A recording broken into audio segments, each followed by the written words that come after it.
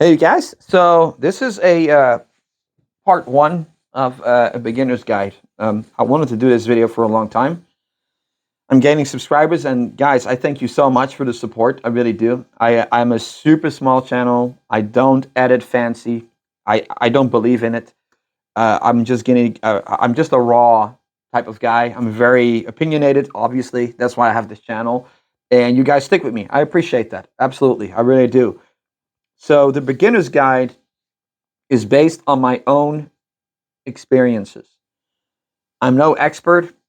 I'm just like anyone else that's seen this video. I'm just a dude that goes through life enjoying this hobby.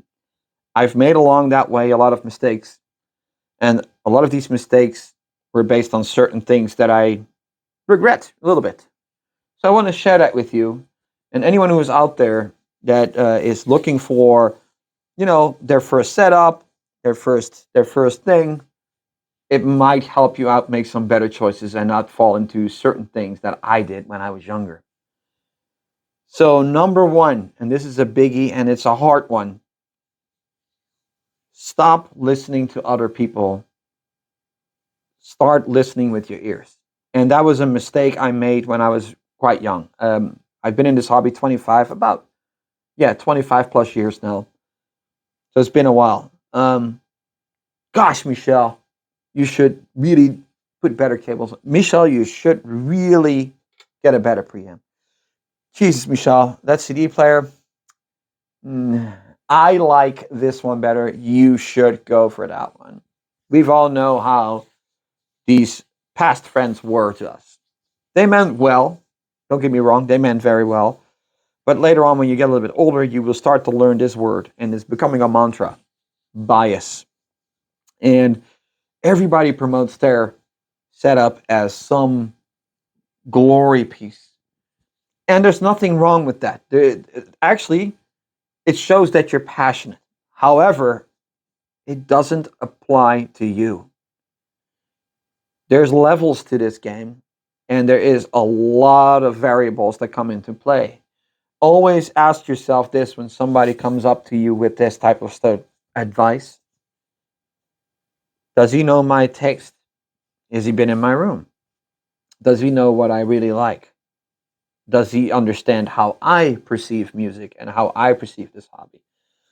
And those are very important factors amongst a few more probably that I'm missing right now. Which as a young man, I was like, ah, yeah. Because I used it as an excuse to buy different equipment. And I went from really good equipment to even worse equipment at one point. I was just overthinking it and I became obsessive. And and that's really my number one: stop listening to strangers, stop listening to groups, don't get influenced by them. And that's hard. I know it's hard, but social media today is extremely hard. But try to follow your own feelings, do your own research.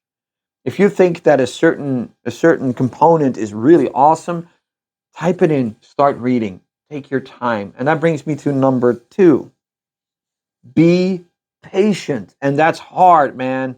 When you're younger and you have a couple of $1,000 in your pocket and you see all this cool gear and you go to a store or you go online, that money burns in your pocket, and that's where you're really getting tested. Be patient. Set a goal for yourself, but also be patient. Be calm. Don't impulsively buy something. That is the biggest mistakes I have made. That's how I usually lost money on the long run. When I was impulsively buying some stuff, I'm like, why did I buy this thing? It was cool, but man, I just overpaid for this crap. Why did I do that? Right? And that's because you wanted it. You wanted it so badly, and then a couple $1,000 gone like nothing. And a year later, you're probably not even going to use it anymore, or you're not playing with this stuff anymore. So be patient. Do your due diligence. That comes back to the first one: do research. Be calm and do a research. When you do that, you are basically arming yourself with this information that benefits you in making better choices. Um, Three, it's a silly one. I'm going to tell you straight up, but a lot of people do this even now when we're older. All these guys that have been in this hobby for a long time know this. Stop buying with your eyes.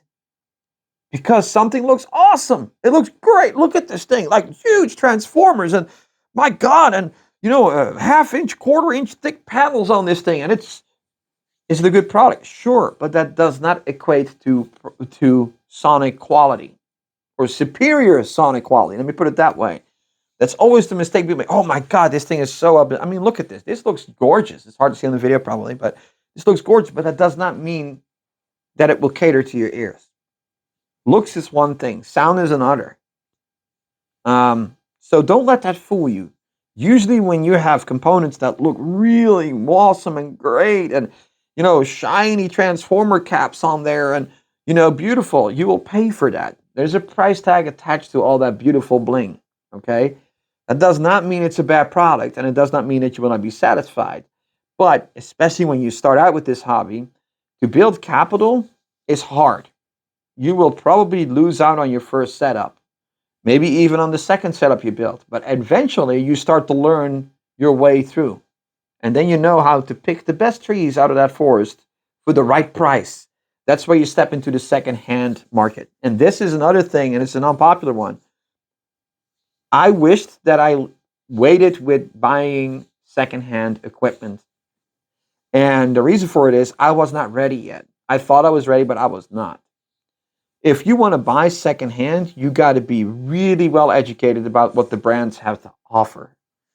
You can be brand loyal. There's nothing wrong with that. But at least read about the past. Read about their best products. Read about their failures. Every brand has a certain period in time where they didn't do so well. And if you, by pure chance, think, oh my God, but I know that brand. It's a great brand, but it's really not that you bought a mediocre component out of that whole lineage. That would be disastrous. You're losing money on that thing.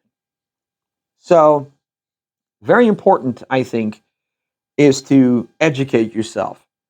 Education is free. You have a rectangular box called a phone. Use it for more than just porn and TikTok. Use it to educate yourself. Type a brand name in, type in a model, and start reading about it. The pros and the cons, and weigh them. Weigh them very well. Also, thanks to AI, I know some people don't like AI, but it has its place to me. I have certain use for it. You can type in even MSRP prices versus what it does today. Is it actually a popular product that sells a lot on the internet or not? Now, that brings me to, I think we're on point number 4. Understand the market. And also understand that audio equipment in overall is not a great investment. Now, you can walk into great deals. Don't get me wrong. There's deals out there and you go like, wow, if I ever sell this, I make $500 on it, or 7 or 8, or maybe even 1,000. But that's sporadic. It's not something that you will always have. Okay? That brings me, to number 5. And this is also a thing. Understand your room. That was a big mistake that I made when I was younger. I just bought what I liked.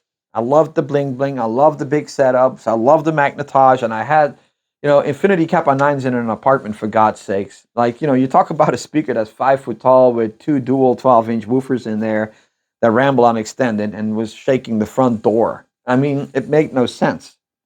Understand your room. That is one of the biggest wins I've ever learned in this hobby, is understanding my room better. Measure a room. Put some panels up. It doesn't have to be expensive at all. You can use some pillows or some foam padding to experiment with, and you will immediately start to find out, wow, this is actually gaining me a lot of sonic quality. Always try to understand what you're listening to. And that, for me back then and at that age, it was difficult because I thought, oh, bigger is better, more expensive is better, more bling bling is better, and it wasn't. It just wasn't. The amounts of times that I had smaller speakers in my apartment, I went like, oh my gosh, this sounds phenomenal, right?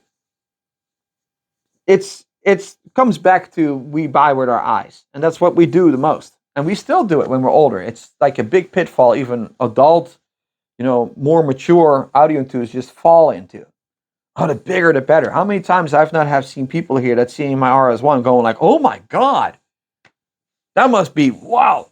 Yeah, it's wow. That doesn't mean that it's my best system. Like when I made the video about my reference system on my channel, one guy commented on there, "Oh, I would have thought it would have been you RS1." That's my point. Eyes. It's that eye candy. We all do it. So that's definitely something you might want to consider, you know. So I think I've addressed quite some points right now. I'm not going too far with this video. This is just a little bit jingling about how I look at this.